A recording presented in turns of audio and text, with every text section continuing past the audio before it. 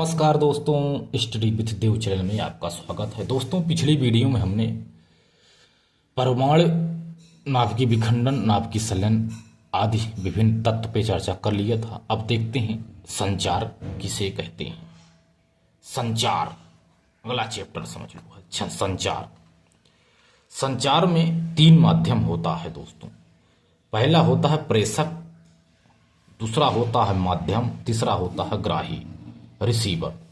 प्रेषक जो सूचना भेजने वाला होता है, माध्यम कैरियर तरंग यानी घोड़ा जिसके माध्यम से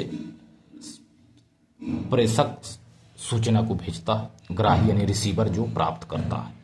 कैरियर तरंग जो घोड़ा है दोस्तों, घोड़ा रूपित कैरियर तरंग है जिस पर संदेश लद कर भेजा जाता है।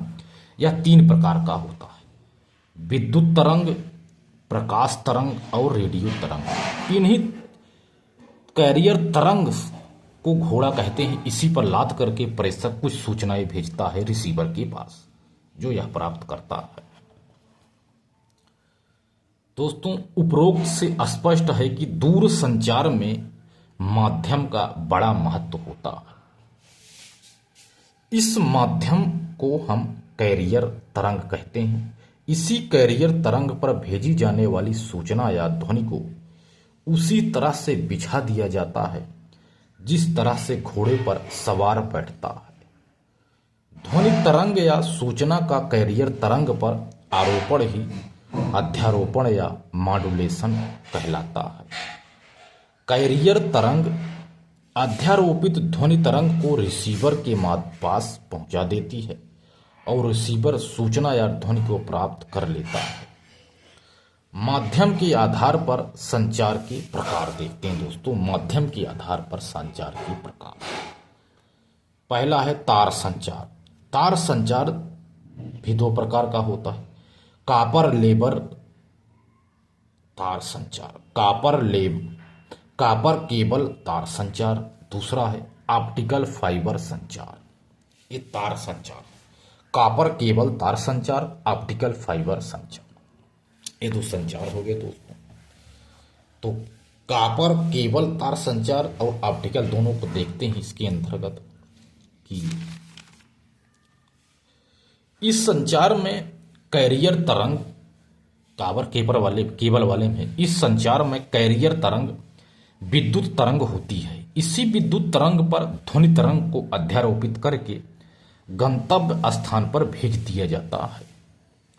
टेलीफोन में इसी का प्रयोग होता रहा है। टेलीफोन में इसी का प्रयोग होता रहा है।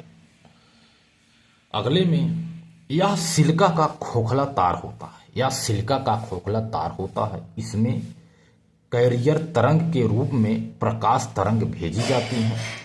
प्रकाश तरंग पर ध्वनि तरंग को अध्यारोपित करके गंतव्य स्थान पर भेज दिया जाता है। आजकल इसी तार का लैंडलाइन में प्रयोग हो रहा है। इस तार से 40,000 से ज्यादा टेलीफोन लाइनें तथा 20 टीवी कार्यक्रम चलाए जा सकते हैं।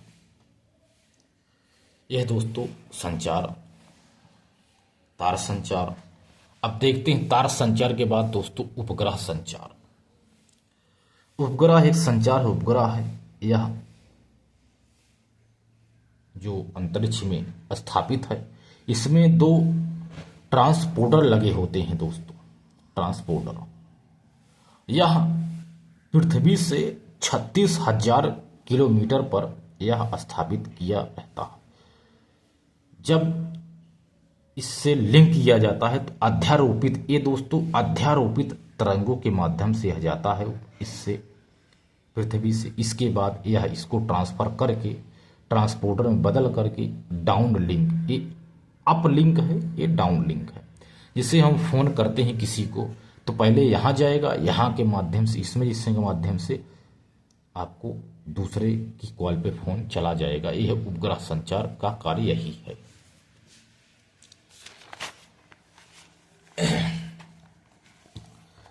इस प्रकार के संचार में 36,000 किलोमीटर की ऊंचाई पर संचार उपग्रह स्थापित किए जाते हैं।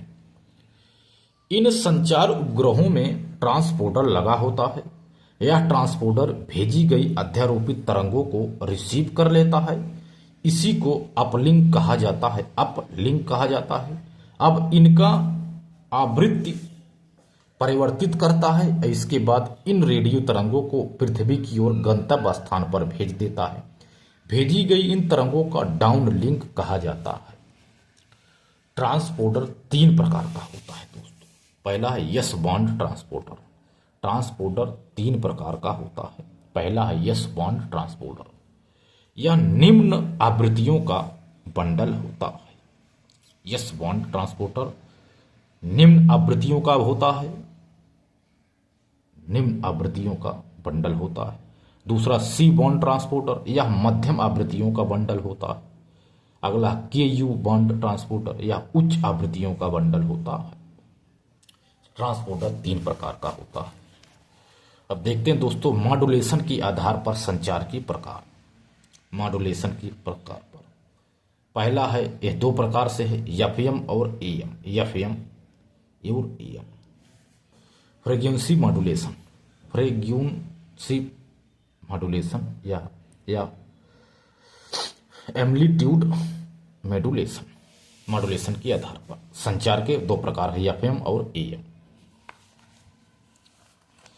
हम जानते हैं कि कैरियर तरंग पर सूचना या ध्वनि को आरोपण ही मॉड्यूलेशन कहलाता है। हम जानते हैं कि कैरियर तरंग पर सूचना या ध्वनि का आरोपण ही मॉड्यूलेशन कहलाता है। मॉड्यूलेशन के लिए कैरियर तरंग और ध्वनि तरंग के बीच अनुरूपता स्थापित करनी होती है। जब यह अनुरूपता आवृत्ति के आधार पर स्थापित की जाती है तो इसी को एफएम कहा जाता है। लेकिन जब यह एम्पलीट्यूड या आयाम के आधार पर स्थापित की जाती है तो इसी को एएम कहा जाता है। यही है एफएम और एएम। अब देखते हैं दोस्तों प्रकृति के आधार पर संचार के प्रकार। प्रकृति के आधार पर संचार के प्रकार को हम 2 प्रकार से देख सकते हैं, एनालॉग संचार और डिजिटल संचार। एनालॉग संचार यानी जब भेजी जाने वाली सामग्री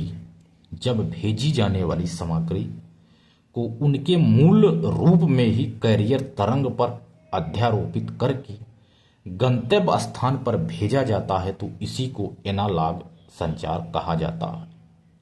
यानी एनालॉग संचार का मतलब यही है कि जब भेजी जाने वाली सामग्री को उनके मूल रूप में ही कैरियर तरंग पर अध्यारोपित करके गंतव्य स्थान पर भेजा जाता है तो इसी को एनालॉग संचार कहा जाता है।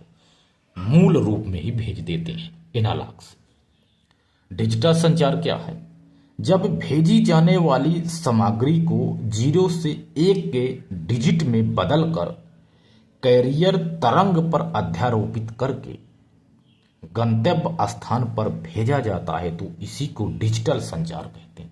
इसमें मूल रूप में नहीं भेजा जाता, इसमें 0 के 1 के रूप में बदल दिया जाता है।